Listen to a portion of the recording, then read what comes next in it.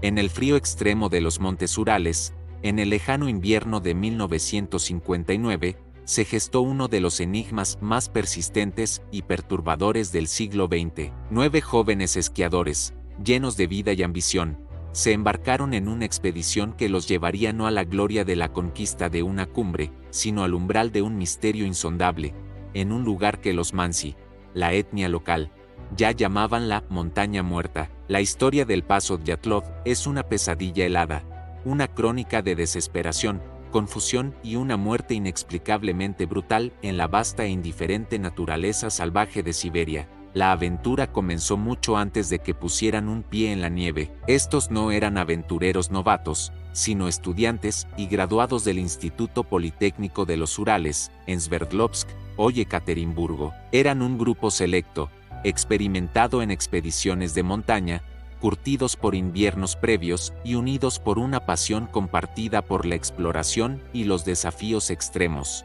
Su líder era Igor Dyatlov, un joven de 23 años, ingeniero de radio, con una reputación de meticulosidad, liderazgo y una calma inquebrantable en situaciones difíciles. Había organizado esta expedición de nivel 3, la más alta categoría de dificultad en la Unión Soviética, lo que implicaba cruzar terrenos sin caminos, soportar temperaturas extremas y ascender picos desafiantes. El equipo estaba meticulosamente elegido. Zinaida Kolmogorova, de 22 años, era una esquiadora fuerte y decidida, conocida por su resistencia. Lyudmila Dubinina, de 20, la más joven, era una estudiante de ingeniería económica, vibrante y llena de energía. Alexander Kolevatov, de 24, un ex estudiante de física, era conocido por su intelecto tranquilo y su habilidad con los instrumentos. Rustem Slobodin, de 23, ingeniero y esquiador ávido,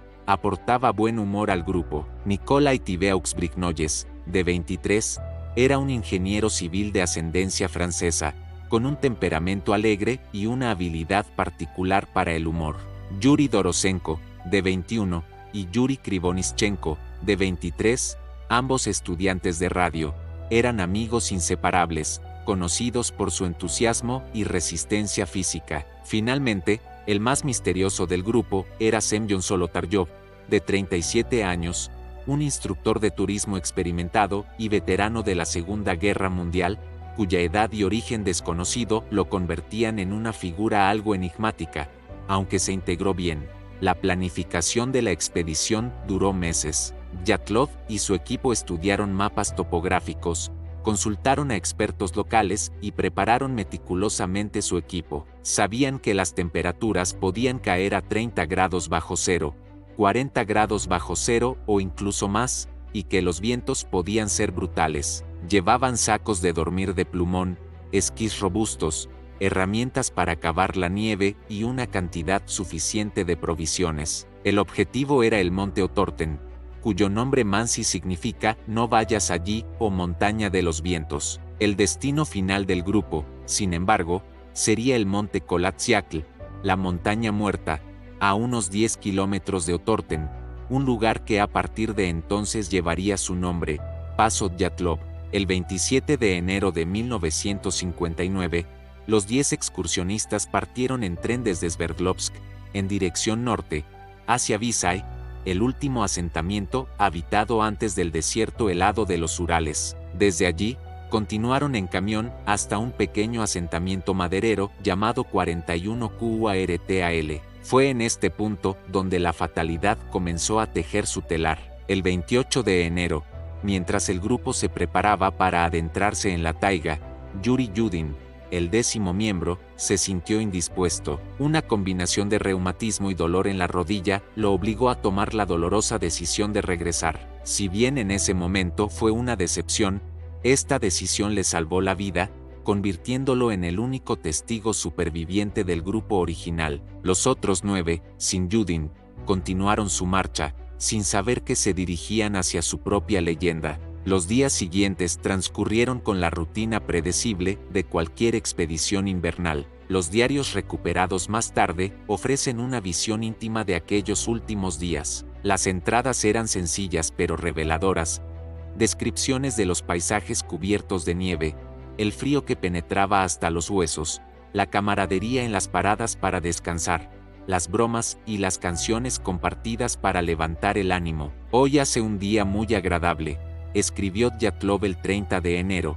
A pesar de que las temperaturas bajaban considerablemente, nos hemos puesto más altos, el aire está más denso, la pendiente es muy suave, no hay que esforzarse mucho, se disfruta esquiando. El 31 de enero, alcanzaron un hito importante, en el valle del río Auspia, a las faldas del monte Otorten.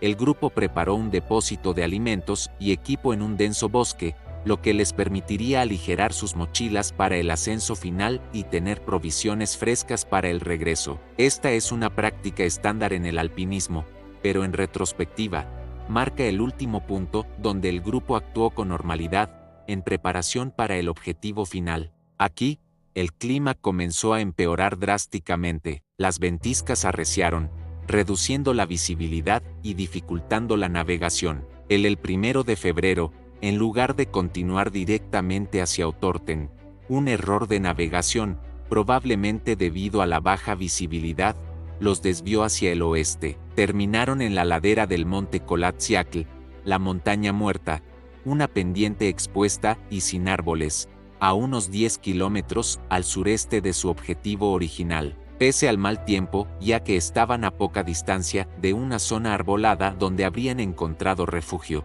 Dyatlov, quizás buscando ganar tiempo o presionado por el horario, decidió montar el campamento en la ladera abierta, a unos 500 metros de la cima. Las condiciones eran infernales, el viento aullaba, la nieve era incesante y la temperatura descendía rápidamente, muy por debajo de los menos 25 grados Celsius. Levantaron su tienda comunal, una estructura grande y rectangular, diseñada para albergar a los 9, anclada precariamente a la nieve. Las últimas entradas en los diarios no daban cuenta de nada inusual, solo la dureza del entorno. La alarma saltó el 20 de febrero. Yuri Yudin había esperado el regreso del grupo en Visay, pero el silencio se prolongaba. La familia de Dyatlov y las autoridades del instituto se inquietaron, y se organizó una misión de búsqueda y rescate a gran escala. Participaron el ejército soviético, voluntarios civiles y pilotos de helicópteros,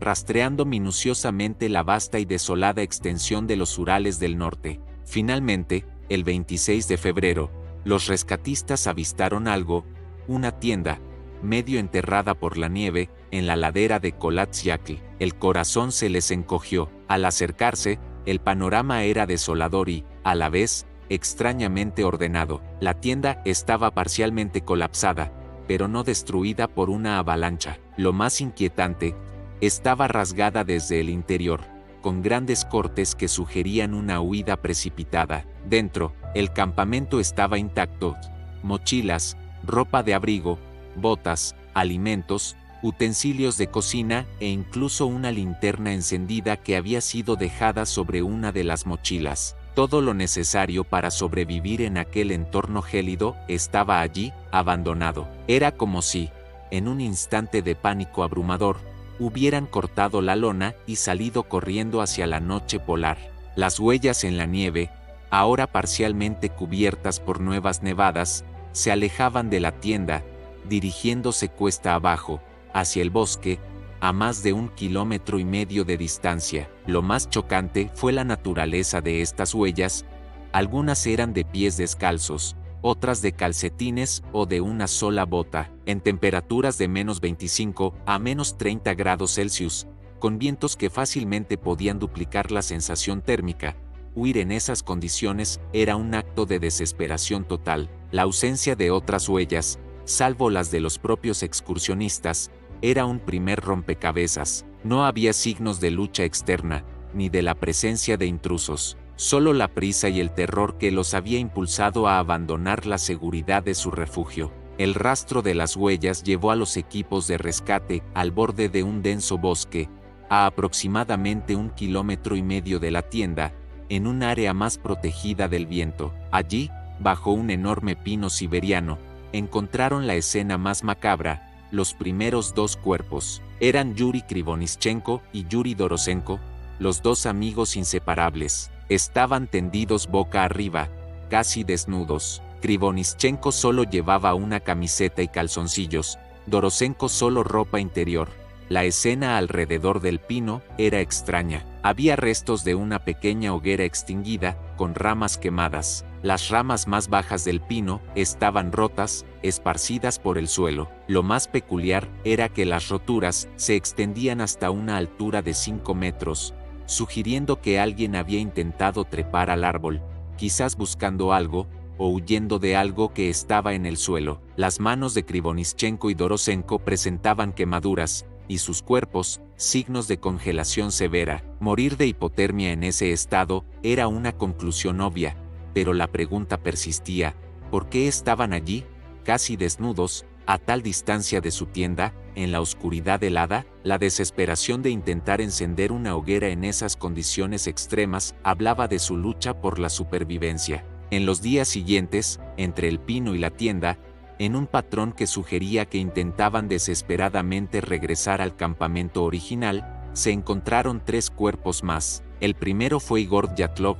el líder, a unos 300 metros del pino. Estaba tendido boca arriba, con la cabeza orientada hacia la tienda, como si hubiera estado arrastrándose en esa dirección en sus últimos momentos. Llevaba una chaqueta ligera y calcetines, pero le faltaban las botas. Su reloj se detuvo a las 5:31. A pocos metros de Dyatlov, se encontró a Zinaida Kolmogorova, también tendida boca arriba, con la cabeza hacia la tienda. Era la esquiadora más fuerte entre las mujeres, y su cuerpo presentaba signos de una lucha extrema. Se encontraron marcas de sangre en su nariz y abrasiones en su cara y manos, inconsistentes con una simple caída. Su reloj se detuvo a las 6:00. El quinto cuerpo, el de Rustem Slobodin, se encontró a otros 150 metros más arriba, también en dirección a la tienda. Estaba boca abajo, con la cara hundida en la nieve. Llevaba más ropa que los primeros, incluyendo un suéter y pantalones de esquí, pero al igual que los demás, no tenía botas. La autopsia revelaría una fractura lineal en el cráneo de Slobodin, de aproximadamente 6 centímetros, aunque los forenses concluyeron que no era una lesión mortal por sí misma. Sin embargo, su presencia añadía una capa de inquietud. ¿Cómo se había producido esta fractura? ¿Fue el resultado de una caída, un golpe, o algo más siniestro? Todos estos 5 cuerpos mostraban signos claros de hipotermia como causa principal de muerte, pero las lesiones adicionales y las circunstancias de su hallazgo empezaban a tejer un hilo de misterio mucho más complejo. El misterio se profundizó aún más con el hallazgo de los 4 cuerpos restantes, 2 meses después, en mayo, cuando la nieve comenzó a derretirse. La espera durante el largo deshielo fue angustiosa para las familias y los investigadores. Los equipos de búsqueda habían rastreado meticulosamente la zona, pero la densa capa de nieve había ocultado las últimas y más aterradoras piezas del rompecabezas. Finalmente, el 4 de mayo de 1959, a unos 75 metros del pino, en el fondo de un profundo barranco de 4 metros de profundidad, bajo una gruesa capa de nieve y hielo, los rescatistas hicieron un descubrimiento que helaría la sangre de cualquiera: los cuerpos de Lyudmila Dubinina, Alexander Kolevatov, Nikolai Tibeaux-Brignoyes y Semyon Solotaryov. Estaban amontonados, parcialmente vestidos con la ropa de los otros excursionistas ya fallecidos, lo que sugería que, en sus últimos momentos, habían intentado sobrevivir canibalizando la ropa de sus compañeros muertos. Este detalle era una prueba desgarradora de la desesperación a la que se habían enfrentado. Pero lo más chocante fueron las lesiones de estos 4. Las autopsias realizadas por el Dr. Boris Vozrozhdeny revelaron un nivel de trauma que desafiaba cualquier explicación convencional. Nikolai Tibeaux-Brignoyes presentaba una fractura masiva del cráneo. La fuerza de este impacto fue descrita como comparable a la de un accidente de coche. Su cabeza había recibido un golpe devastador, sin signos externos de que hubiera habido una lucha. ¿Cómo podía haber ocurrido semejante lesión en la desolación de los Urales? Las lesiones del Lyudmila Dubinina y Semyon Solotaryov fueron aún más horrendas. Ambos tenían múltiples fracturas costales bilaterales, es decir, fracturas graves en ambos lados de sus cajas torácicas, tan severas que sus costillas estaban rotas como si hubieran sido aplastadas por una presión inmensa. La caja torácica de Dubinina estaba tan gravemente dañada que se dijo que era como si hubiera sido golpeada por un coche, pero la ausencia de marcas externas en la piel para acompañar fracturas tan extensas era lo más desconcertante. Además, las mutilaciones de Dubinina fueron particularmente macabras. Le faltaban la lengua, los ojos y parte de los labios. Solotaryov también carecía de ojos y tenía algunas lesiones dentales. La explicación oficial posterior, de que fueron carroñeros una vez que los cuerpos estuvieron expuestos al derretirse la nieve, siempre ha sido objeto de escepticismo, dada la precisión de las mutilaciones y la falta de otras señales de animales. Alexander Kolevatov no tenía fracturas graves, pero presentaba múltiples abrasiones y contusiones. Lo más llamativo era una deformidad en el cuello, la falta de heridas externas significativas en su cuerpo, en contraste con las lesiones internas catastróficas de sus compañeros, solo profundizaba el misterio. La disposición de los cuerpos en el barranco, junto con sus lesiones, planteaba un sinfín de preguntas. ¿Por qué estaban allí? ¿Cayeron? ¿Fueron arrojados? Las lesiones masivas y la falta de signos externos de lucha o agresión humana llevaron a los forenses a concluir que habían sido víctimas de una fuerza natural irresistible. Esta frase se convertiría en la conclusión oficial del caso, un eufemismo críptico que en lugar de resolver, solo alimentaba la especulación. Como si las lesiones no fueran lo suficientemente desconcertantes, otro elemento extraño emergió durante las autopsias. Se detectó un extraño nivel de radiactividad en la ropa de algunos de los excursionistas, particularmente en la de Krivonischenko y Dubinina. Aunque los niveles no eran masivos, eran lo suficientemente significativos como para llamar la atención de los investigadores. Este hallazgo, sumado a los informes no confirmados de algunos testigos que afirmaron que los cuerpos presentaban un inusual tono anaranjado o marrón en la piel en los funerales, solo sirvió para avivar las teorías de la conspiración y la implicación de algo más que una simple catástrofe natural. La fuente de esta radiactividad nunca fue explicada satisfactoriamente por las autoridades soviéticas. Algunos lo atribuyeron a la manipulación de fuentes radiactivas por parte de Krivonischenko, que trabajaba en una planta de procesamiento de plutonio, o simplemente a la presencia de radón natural en la región montañosa. Sin embargo, para muchos, la radiactividad era una pieza clave que apuntaba a una posible intervención externa, tal vez militar. La investigación oficial soviética, dirigida por el fiscal Lev Ivanov, fue notable por su brevedad y la opacidad. Comenzó en febrero de 1959 y se cerró oficialmente en mayo de ese mismo año, con la infame conclusión de que una fuerza natural irresistible había causado las muertes. El expediente fue rápidamente clasificado y archivado, con órdenes de no divulgar los detalles a nadie que no fuera parte directa de la investigación. Esta prisa en cerrar el caso, combinada con la vaguedad de la conclusión y la clasificación de los documentos, generó una profunda desconfianza. ¿Qué era exactamente esa fuerza natural irresistible? ¿Por qué no se dio una explicación más detallada? ¿Qué se estaba ocultando? La falta de transparencia soviética durante la Guerra Fría solo magnificó las sospechas. Se rumoreaba que la KGB había intervenido, que había intereses militares en la zona, o que se quería evitar el pánico público. La familia de los Dyatlov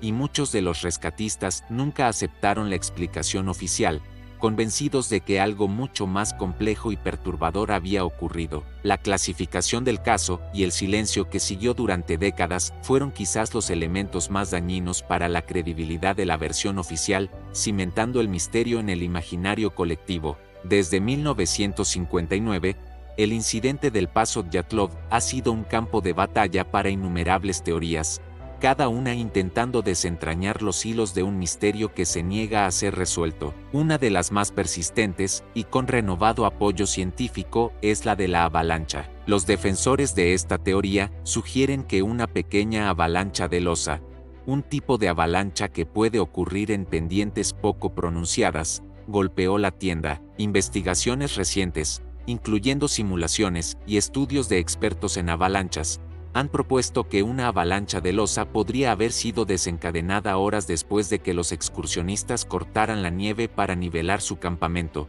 lo que explicaría el retraso y algunas de las lesiones. Esta avalancha habría asustado a los excursionistas, obligándolos a huir descalzos y desorientados hacia el bosque, donde la hipotermia los habría vencido. Las lesiones internas graves podrían explicarse por el impacto de la nieve o el hielo. Sin embargo, muchos críticos señalan que la pendiente donde se encontraba la tienda no era típica de avalanchas, que no había señales claras de una avalancha masiva cuando llegaron los equipos de rescate, y que las lesiones, especialmente las mutilaciones, no encajan con los patrones de trauma por avalancha. La huida descalza, las quemaduras en las manos y la radiactividad siguen siendo puntos de discusión.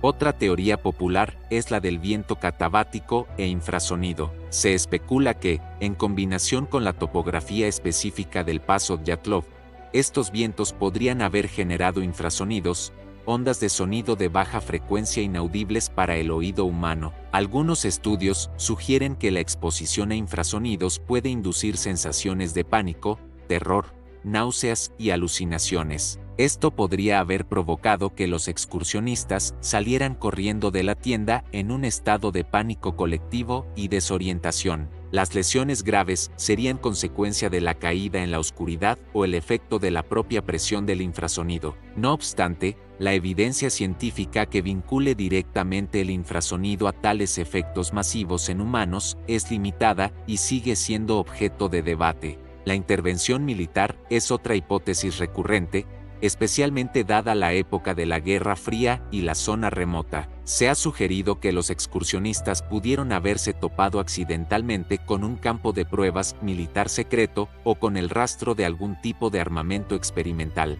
La radiactividad en la ropa y las lesiones inusuales han sido citadas como posibles pruebas. Algunas versiones de esta teoría hablan de misiles, bombas de vacío o incluso pruebas de armas biológicas o químicas. La secrecía de la investigación soviética y la falta de transparencia alimentaron estas sospechas. Sin embargo, no se ha presentado ninguna prueba concreta de operaciones militares en la zona en ese momento que pudieran explicar los eventos, y la lógica de dejar los cuerpos expuestos en lugar de hacerlos desaparecer sin dejar rastro es cuestionable. Las teorías de ataques de animales salvajes, como osos o lobos, han sido consideradas, pero rápidamente descartadas por la falta de huellas de animales grandes alrededor de la tienda o los cuerpos, y por la naturaleza de las lesiones, que no se corresponden con ataques de fauna salvaje. Las mutilaciones de los ojos y la lengua son particularmente desconcertantes en este contexto. Una disputa interna o ajuste de cuentas también ha sido analizada. Sin embargo,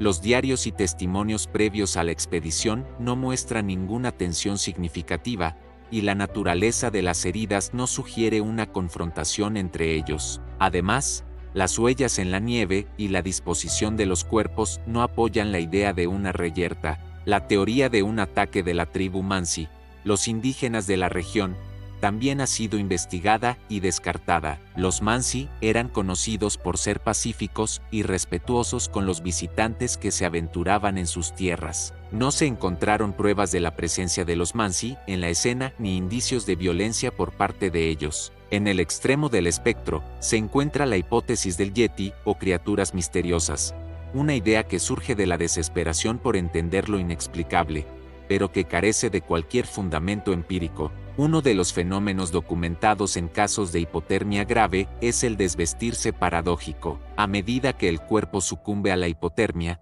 puede generarse una sensación engañosa de calor. La persona, creyendo tener calor, comienza a quitarse la ropa, acelerando su propia muerte por exposición. Esto podría explicar por qué Krivonischenko y Dorosenko fueron encontrados casi desnudos, y por qué otros tenían ropa mínima, a pesar de las temperaturas gélidas. Si bien explica el desvestirse, no aborda las lesiones internas masivas, la radiactividad, la tienda rasgada o la huida en pánico. A pesar de los esfuerzos por encontrar una explicación racional, el incidente del paso Dyatlov sigue plagado de inconsistencias y elementos que desafían una comprensión sencilla. La presencia de partículas alfa y beta en la ropa de Krivonischenko y Dubinina, aunque en niveles que no serían letales, es uno de los detalles más intrigantes. Las autoridades soviéticas ofrecieron explicaciones vagas, pero nunca convincentes. El color anaranjado o rojizo de la piel de algunos cuerpos, aunque puede ser un efecto de la hipotermia severa y la congelación, para algunos ha sido una prueba de exposición a radiación. La ausencia de la lengua del Lyudmila Dubinina y los ojos de Dubinina y Solotaryov es, para muchos, la prueba más difícil de conciliar con una explicación natural. Si bien la explicación oficial es la acción de animales carroñeros, los críticos señalan la precisión de las mutilaciones, las quemaduras en las manos y los pies de Yuri Krivonischenko y Yuri Dorosenko, así como los restos de la hoguera fallida bajo el pino, plantean preguntas sobre su último intento desesperado por sobrevivir. Finalmente, la ausencia total de signos de lucha o agresión externa en la escena hace que sea muy difícil sostener una teoría de ataque por parte de humanos o animales. La amenaza, fuera la que fuera, no dejó un rastro de confrontación física visible. El incidente del Paso Dyatlov ha trascendido su contexto original para convertirse en un fenómeno cultural. Ha inspirado innumerables libros, documentales, películas, series de televisión e incluso videojuegos. El interés global por el caso Dyatlov ha crecido exponencialmente con la llegada de Internet, permitiendo a investigadores aficionados, expertos en montaña y teóricos de la conspiración de todo el mundo compartir información, analizar las pruebas y debatir las distintas hipótesis. El Paso Dyatlov se ha convertido en un símbolo de la fragilidad humana ante la inmensidad de la naturaleza y de los límites del conocimiento científico. Es un recordatorio de que, incluso en la era de la información,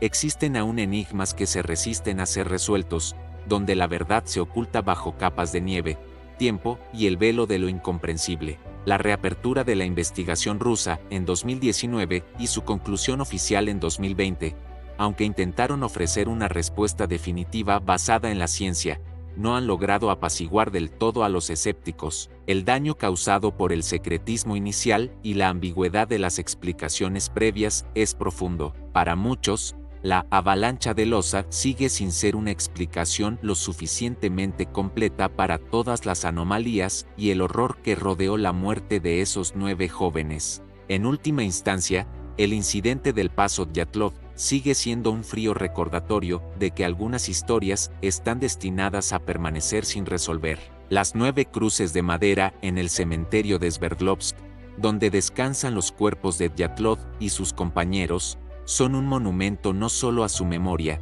sino también a la persistencia de un misterio que continúa congelado en el tiempo, en el corazón de los Urales, esperando que algún día, la montaña muerta revele por fin sus secretos más profundos. El eco de los pasos descalzos en la nieve resuena aún en la memoria colectiva, un eco de misterio que la fuerza natural irresistible aún no ha logrado silenciar por completo.